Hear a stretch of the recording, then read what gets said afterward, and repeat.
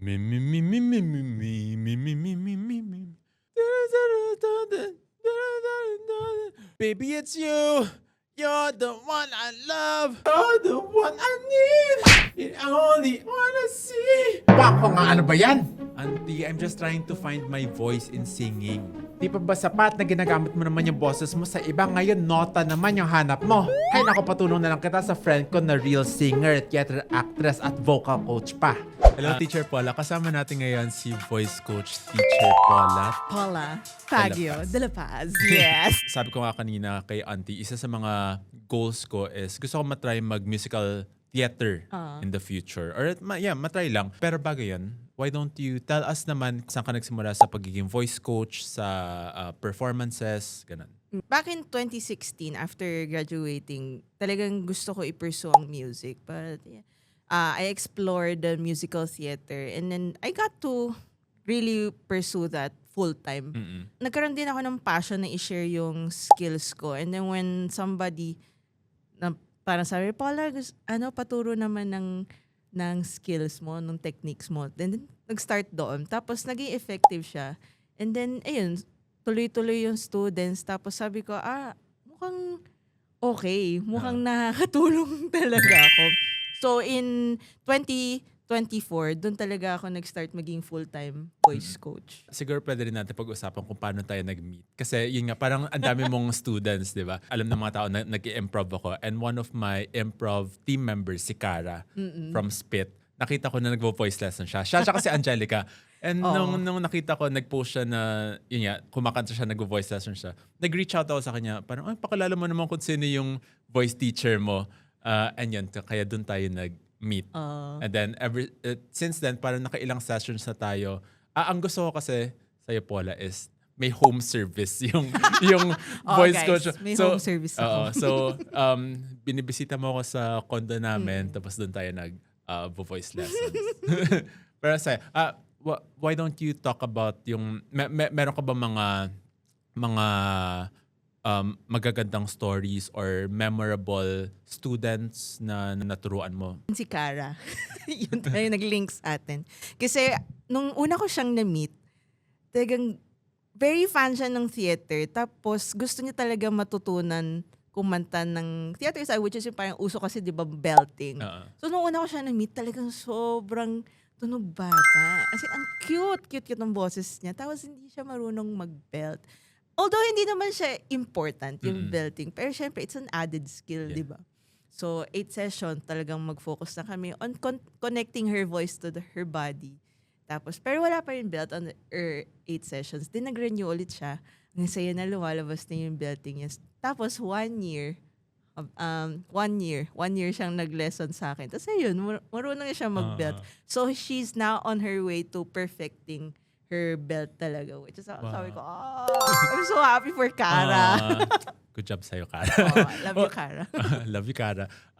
So, based on your story, parang natututunan talaga yung singing, no? Yung voice. Parang hindi siya, kasi may mga naturally gifted singers talaga na parang ever since magaling na talaga kumanta. Pero yung mga katulad ko, hindi naman ganon. May chance na gumanda din yung boses. Oo naman. For me, ang belief ko is yung ganda ng boses, that's a result of really yung continuous hard work, continuous rehearsing. Ano yan, it's a result. But yung proper technique on connecting your voice to your body, yun yung task ko as a voice coach. As a student, yun lang yung talagang kailangan mong i-work on, talagang practice and the rest will follow. Kung yung isang misconception ng mga tao is dapat naturally gifted ka sa singing to be a good singer, ano po ba yung ibang usual misconceptions ng mga tao when it comes to voice lessons? Sa experience ko is akala nila iba ang talking voice sa singing voice, ang belting is shouting. Kapag sintonado ka na, walang hope for singing. Fake news! Fake news. Fake news siya. Yung talking voice mo is also same as your singing voice. Sa musical theater, ang singing kasi is part of the dialogue. So you have to connect your talking voice sa singing voice. Imagine mo, no? Oo. Yung singing voice mo, ibang-iba sa talking voice mo. Parang malilito yung audience. Sino yung nagsasalita? Feeling ko marami ring mga singers, or feeling ko ganun din ako dati na umiiba yung boses ko pag kumakanta ako. Okay, gets. Pero normal siya. Normal siya. At iba yung feeling nung body sa pag singing. kumakanta. Whereas kapag talking talaga parang walang energy. Pero kung mapapansin mo, if you're on the stage and you try to talk, iba pa rin yung connection ng projecting your voice. So parang ganun, same din siya sa singing dapat. Paano kung pop song na hindi naman ganun necessarily? Ang pop kasi, that's a different genre. Pero it's the same technique. So it's the same connection to your body. It's just that pop is parang added art lang siya. So doon na yung papasok yung riffs, yung mga kulot-kulot na sudden kulot, di ba? Pero it's the same. It's the same connection to your body. Hindi naman magbabago ang lalamunan kung ibang genre yung kakantahin mo. So it's the same. Kasi magpapatura din si Auntie kumanta from you. So ako kasi dream ko, yun nga, matry mag-musical theater. Okay. Feeling ko si Auntie mas naman siya, mas nasa pop, leaning towards pop singing si Auntie. Feeling ko. Oh my God! Tapos alam mo, Paula, yung goal ko talaga is sana makaduet ko si Auntie sa isa sa mga shows ko. Like, doble cara. Confident kaya yan. Ganon kagaling magturo si Teacher Paula. Napag-usapan natin when we first met is your half Chinese, tama ba? Half Chinese. Your Half ba? Pwede na. or your dad is Chinoy? Tama ba? Chinoy. Okay. Chinoy siya. Kasi yung lolo ko refugee. Ah, Refugee siya from China, talagang takas. okay. So he stayed in the Chinese camp here in the Philippines. And then he met Phil Chai. Yun yung lola ko. Same. Yung lolo ko, yung galing China talaga. Tapos pumunta siya dito. Tapos yung lola ko rin, Phil Chai. lumaki dito. Pero, Phil Chai wala. Oo, Phil Chai. Pero hindi siya natutong mag-Tagalog masyado. Parang Chinese pa rin. Ano naman yung sabi ng Chinese dad mo when you applied for yung musical production ka ng college, di ba? Noong una, pinurpursue niya nursing, syempre. Tapos, nung nalaman niya mahilig ako sa animals, vet naman. Kasi yun pa rin, parang madaming pera dyan sa vet, lalo na kapag sa abroad ka. Tapos, no, siguro nakikita niya hindi ako academically wise. Sabi niya, culinary, yun, kapag nagbarko ka, At least ang dami niyang recommendation Oo. for you, no? Sa akin nung bata ko, parang, doktor, yun lang. parang, doon yung loving niya na parang, sige, tanggap ko na anak na hindi ka matalino, pero pumunta ka doon may pera. Sa may pera pa din. Wala, talagang arts talaga ang gusto ko. So si mama parang, sige, diskarte natin to. Pero kasi kung gusto mo ng arts, dapat yung field na pag-aaralan mo, yung may kinalaman sa technology. Gusto mo ng music, wag conservatory. Dito ka sa music production. Mawais din yung mama ko. May nakita siya. Artist scholarship sa Binild. Ayun, pumasa ako. So, naging artist scholar ako. Di, syempre, ang father. Tipid sa pera. Tipid sa pera. Tapos, Scholar. masasabing, No. Scholar ang anak ko, di ba? So, parang okay na. Masaya na siya. Masaya na siya. Pero nung graduate ako, syempre nandun pa rin yung worry na, kumikita ba yung anak ko? Ganyan. Mararamdaman mo talaga eh. Na-pressure ka ba nun after college na mag-corporate? Na-pressure ako nun. Meron pa mga sinasabi mama ko na, anak, pagtanda mo, treat mo rin kami sa mga kung paano kita... Parang ganyan, return back the favor. Very, very, very Chinoy parenting.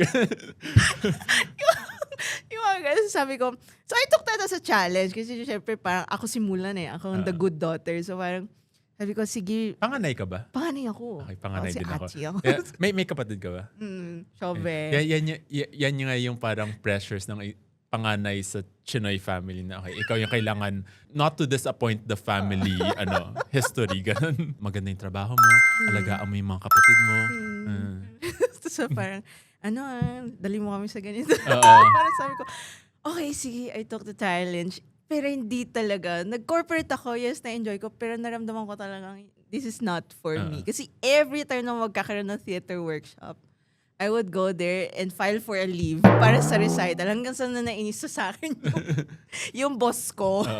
Naalala ko rin na nung nagka-corporate din ako, ganun din, parang after work, susubukan ko like theater workshop, ganun. Yung isang nakwento mo sa akin din before is, natutuwa yung dad mo ngayon kapag may mga Chinese students ka. Kasi parang naman. mas lumalapit ka sa Chinese roots mo. Feeling ko, kasi yung father ko talagang never siyang umalis sa company na hindi Chinese yung... He feels safe when he's around the communities. Nung nagkakaroon ako ng mga GI talaga na student and Filipino Chinese, talagang parang, okay yan. Okay yan. Kasi siguro dahil Filipino Chinese, meron din tayo network. So, confident ako na may magre-refer sa akin sa kapwa rin na Chinoy, ganyan. So, parang consistent yung work. So, ito pa rin yung work. May work. Very Chinoy nga yun, na parang, pakilala mo naman ako sa kumpare, ganyan. For business. Nagtutulungan tayo. So, parang nandun pa rin yung Chinese survival natin. True. Napanood ka na ba ng parents mo or ng Chinoy dad mo mag-perform? Lalo siya natutuwa kapag may pumupuri sa kanya na, ang galing-galing ng anak mo. Mas na-enjoy niya. Pero ako naman, na-appreciate ko yun kasi choice pa rin yung manood kasi pwede naman siyang hindi manood eh. Pero the mere fact na manonood siya tapos nag-e-enjoy siya. Tapos lalo na kapag may opportunity na magpa-picture sa artista. Like for example, my friends, Karel, ganyan. Talagang nag-enjoy siya. Natutuwa na rin yung parents ko na nagko-comedy ako, nagpa-perform ako. Pero feeling ko yung difference kasi sa atin, tinanggap nila na okay, music production yung course and nasa arts ka. Pero dati kasi business yung course ko sa Ateneo. So parang yung mga ganito, yung mga kung gusto ko mag-workshop, tinatago ko talaga sa kanila. Hindi ko pinapaalam. Nung nag-start ako mag-perform, at first hindi ko sila masyadong ini-invite. Or dati sa school nung sumasayaw ako, yun manonood sila once in a while pero hindi ko sila actively ini-invite manood like sa mga performances ko. Ikaw ba like actively mo silang ini-invite sa mga shows Siguro mo? mas swerte ako dahil yung mom ko walang Chinese. So talagang Filipino na gusto ko panoorin palagi anak ko. Feeling ko kung Chinese din siguro yung mom ko, baka kailangan ko pang suyuin para panoorin ako. Pero dahil hindi yung mom ko, talaga automatic. Kapag may show ako, kailan kami manonood anak? Parang ganun palagi yung tanong ng mama ko. Pero si mama ang nag-a-approach talaga nun. Ang father ko talagang pupunta na yan kapag merong nag-ayos. Nag-ayos or si mama nagsabi na, pa, manood tayo ng show ni Paula. Ganyan. Wala. May pera ba dyan sa kanta-kanta na yan? Meron naman. Lalo na kapag magaling ka. Pero ngayon, Paula, since alam ko magaling ka, may consistent naman. May consistent siya. Pero in every field naman kasi, kahit in corporate, magkakaroon ka ng pera kung masipag ka talaga. Dito, yes, may pera. Basta gawin mo 100% na kaya mong gawin. Ako hanggang ngayon, sinasabihan ako ng tatay ko na parang, okay, nagko-comedy ka, nagko-content ka, pero huwag mo pa rin iwan yung... Kasi may small part-time virtual assistant gig pa rin ako.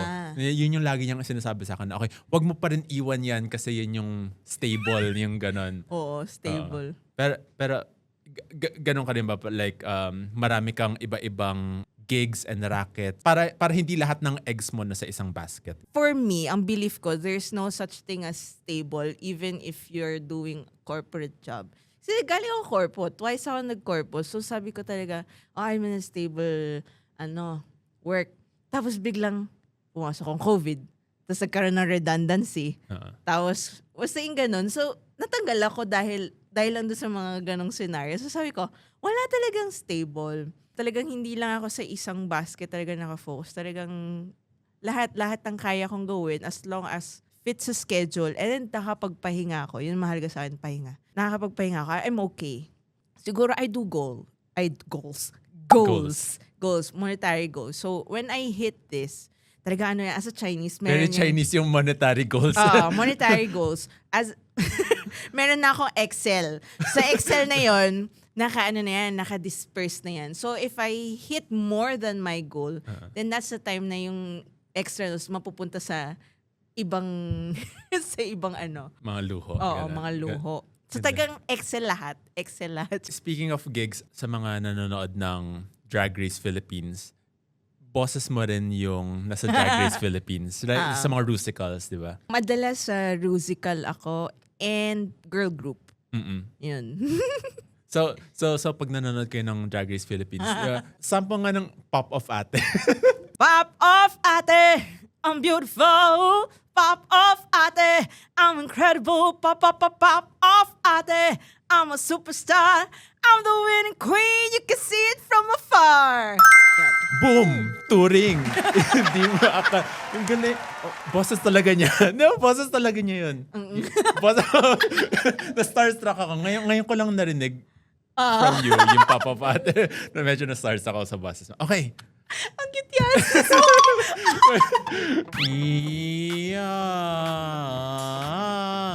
Better. I wonder kung ano yung default shape ni Auntie. Meron siyang low notes talaga.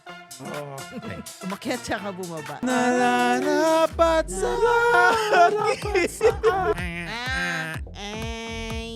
Kaso medyo napapansin ko, auntie medyo masikip. So, try. Anong masikip?